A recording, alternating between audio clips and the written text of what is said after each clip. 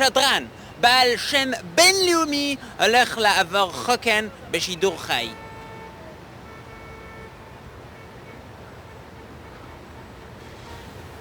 עולמו של רנו פסקל. איך את עושה את זה? איך אנחנו עושים את זה? קודם כל הקונספציה היא... את עושה לבד, או שיש לך עוד אנשים פה? לא,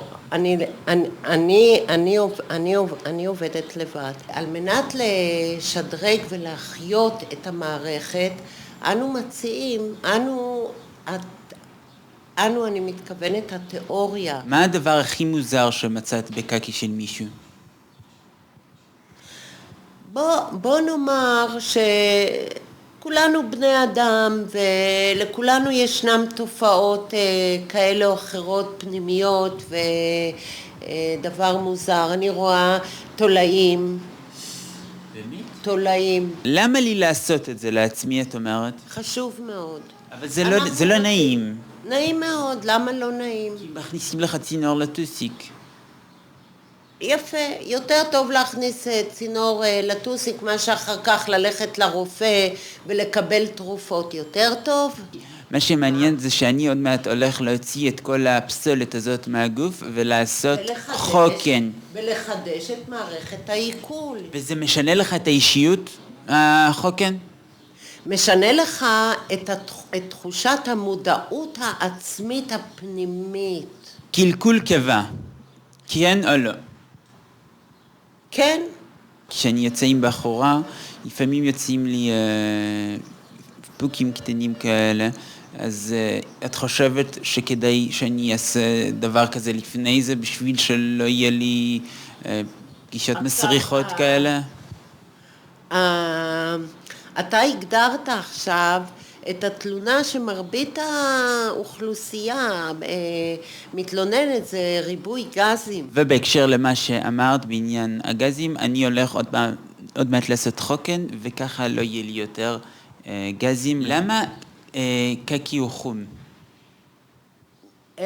צבעו של הצואה אומרים, כאשר התזונה היא ירוקה ומלאה בווג'טבל, ירקות ופירות, הצואה נעשית יותר ויותר בהירה, ואנחנו רוצים להגיע לצבע של צואה שתהיה שקופה ממש. צבעה כשל ברונזה בהיר. זה נחמד, זה נחמד. איזה צורות אפשר לעשות עם זה? זה, מי שאומן יכול לעשות כל מה שעולה, כן, כמו ארמונות חול.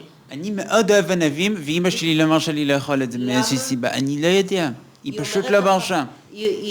תגיד לה, אמא, אתה פעם טועה. הקקי הוא חברו הטוב של האדם? הקקי הוא חלק אורגני מהקיום שלנו. אתה לא צריך לפחד מזה שאתה אומר כל הזמן קקי, קקי, קקי. זה טבעי מאוד. כן, מי שאומר קקי הרבה פעמים בסוף מתבלבל.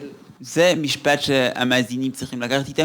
מי שאומר הרבה פעמים קקי בסוף מתבלבל. לא לשתות קפה, אלא אנחנו מבקשים לשתות קפה דרך הטוסיק.